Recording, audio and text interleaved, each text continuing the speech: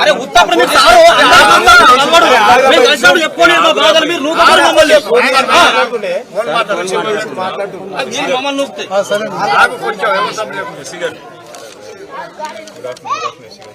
మీరు నేను ఇక్కడ జిల్లాలకు వచ్చిన జిల్లాల గ్రామానికి ఇక్కడ ఒక జిల్లెల్ల తర్వాత పక్కన రామచంద్రపూరు లింగాపూరు తర్వాత పక్కకు దాచారం నేరెల్ల అన్ని గ్రామాలకు వాళ్ళ రిక్వెస్ట్ ఏంటంటే రంగనాయక సాగర్ నుంచి ఏదైతే నీళ్లు వదులుతున్నారో జక్కాపూర్ దాకా వచ్చినాయి, ఆడికెళ్ళి గోపులాపూర్ మాటిన్ల దాకా వస్తున్నాయి.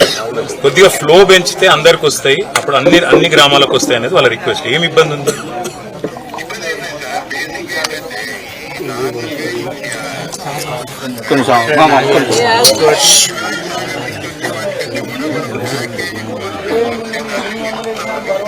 అసలు ఇప్పుడు ఎండిపోతున్నాయి పొలాలు, మా పొలాలు ఎండిపోకుండా నీళ్ళు ఇవ్వమని అడుగుతున్నారు.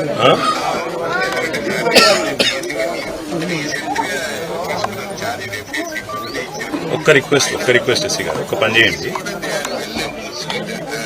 మీ డీల్ ఇద్దరికి బాగా ఐడియా ఉంది, మీరు ఒక్కసారి డీల్ అని పిలిచి ఒక మాట ఏం చెప్పండి అంటే, ఒక మధ్యలో ఇక్కడ అబ్బాడి చంద్రారెడ్డి అని ఒక రైతున్నాడు జిల్లాలో, ఆయనది ఒక 10 గుంటల భూమి మీద పోతుందట, 30 గుంటల భూమి పోతుందట. మొత్తం కలిపి ఆయనకి 7-8 లక్షల రూపాయలు ఇస్తే అదొక కాలువకు లైన్ క్లియర్ అయిపోతుంది. దాంతో ఈజీగా మొత్తం జిల్లాల గ్రామంలో 100,000 ఎకరాలకు నీళ్లు వస్తాయి. ఆడికెళ్ళి మీరు ఒకసారి తెలుసుకోండి, డీల్ ఇద్దరిని పిలవండి. రెండవది మరి నీళ్ళకి ఇబ్బంది లేదు, సరిపడా నీళ్లున్నాయంటే మా వాళ్ళు అడిగేది ఏంటంటే కిందికి ఫ్లో వచ్చేటట్టు అందరికి కొద్దిగా ఫ్లో పెంచితే అందరికి వస్తాయి. ఇక 4-5 గ్రామాల ఊర్లు పాపం రైతులు ఏంటంటే పంటలు వేసుకున్నారు డిసెంబర్ జనవరిలో, ఎండిపోయేటట్టున్నాయి, ఆగమైపోయేటట్టుందని చెప్పి వాళ్ళు ఆందోళనలో ఉన్నారు.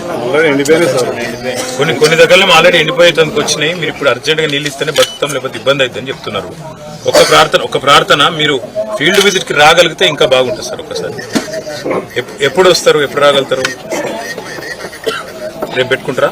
నేను ఒక పని చేస్తే, ఇక్కడ మా మాజీ సర్పంచులు రైతులు అందరు ఉన్నారు, స్పీకర్లో పెడుతున్నా మిమ్మల్ని. ఓ పని చేస్తా సార్, మాటల మధు అని మా జిల్లాలో మాజీ సర్పంచ్, ఇప్పుడు తాజా మాజీ సర్పంచ్, మంచి యాక్టివ్ అబ్బాయి మీతో టచ్ లో ఉంటాడు. రేపు మీరు వస్తే ఇక్కడ ఈ 4 ఊళ్ళు తిప్పి పెడతాడు. మాటల మధు. Thank you సిగారు. జర రైతులు కూడా ఉంటారు, వాళ్ళందరికి చూపెట్టి జర తిరిగి ఓపికగా విని వాళ్ళకి నీళ్ళు ఇచ్చే ప్రయత్నం చేయండి.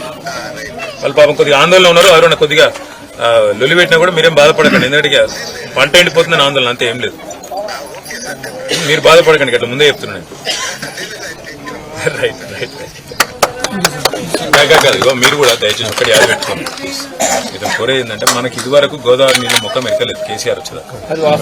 గోదావరి నీళ్లు మన ప్రాంతానికి వచ్చినాయి అంటేనే ఆ కాళేశ్వరంతో వచ్చినాయి. కానీ ఏమైందంటే, ఆ మేడిగడ్డలు ఏదో పర్రెపడిందని చెప్పి దాన్ని పట్టుకొని ఒక కథ చేసి, ఇప్పుడు ఏమైందంటే ఒక అబద్ధం చెప్పినాక దాన్ని నిజం చేస్తానికి మళ్ళీ 100 అబద్ధాలు చెప్పాలన్నట్టు దాన్ని రిపేర్ చేయకుండా ఇట్లా కావాలని నిలబెట్టుట్లు ఏమైతుంది, నిజానికి నీళ్ళు అందుతలేదు. వాస్తవం చెప్పాను.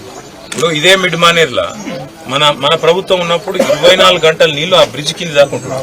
ఇప్పుడు యువతలకు వీక్ని మొదలు కొన్ని రోజులు అయితే నీళ్ళే సుక్కలేదు, ఇప్పుడు అవతలికి పోయినాయి. మళ్ళీ ఇప్పుడు అటు కింద ఎల్లారెడ్డిపేటలో అక్కడ నీళ్ళు వస్తలేవు, ఏడా ఆ మల్కపేట రిజర్వాయర్ కింద అక్కడ నీళ్ళు వస్తలేవు, వాళ్ళు ఏడుస్తాం. ఇక్కడ రంగనాయక సాగర్ కట్టింది మీకోసం, అన్నపూర్ణ కట్టింది మీకోసం, మిడ్మానేర్ కట్టింది మీకోసం.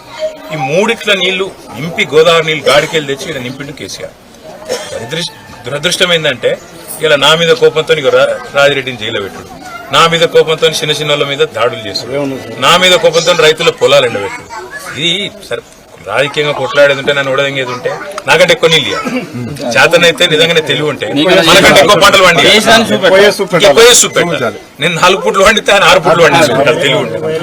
గిట్లా చేస్తుడు. అందుకే నేనేమంటా, అవసరం అయితే నేను కూడా వచ్చి మీతో రోడ్డు మీద కూర్చుంటాను. అవసరం అయితే సిరిసిల్ల కలెక్టరేట్ ముంగట పోదాం, లేదు అంటే హైదరాబాద్ లో సెక్రటరేట్ ముంగట కూడా పోదాం.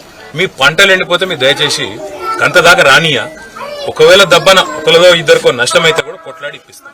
మీరు అప్పటిదాకా జర్ర కోపానికి రాకుండా రేపు వాళ్ళు వస్తారు అధికారులు వాళ్ళ మీద మరల పడతారు. కోపానికి రేవంత్ రెడ్డి మీద చూపెట్టాలి కానీ అధికారులు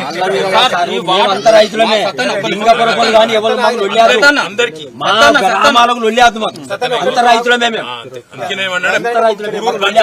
గురూరు పంచాయతీ వద్దు నీళ్ళు వస్తే అందరికి అంతే అందుకే ఆ పని ఈ పెండింగ్ వర్క్స్ ఉన్నాయి కదా ఇది ఒక్కటి సార్ మనకు ఇప్పటి మనం రైతులకి 4-5 ఎకరాలు అది క్లియర్ చేస్తాం మనకు పెంచారు ఈ మొత్తం చుట్టుపక్కల ఊరు గ్రామాలు మొత్తం వస్తుంది సార్. మధ్యలో ఎంతమందికి ఇవ్వాలి కాంపెన్సేషన్? 4 మెంబర్స్ కి ఇవ్వాలి. యాక్చువల్ గా జిల్లాలో 4 కలిపి ఎంత అవుతుంది? Maximum 10 lakhs below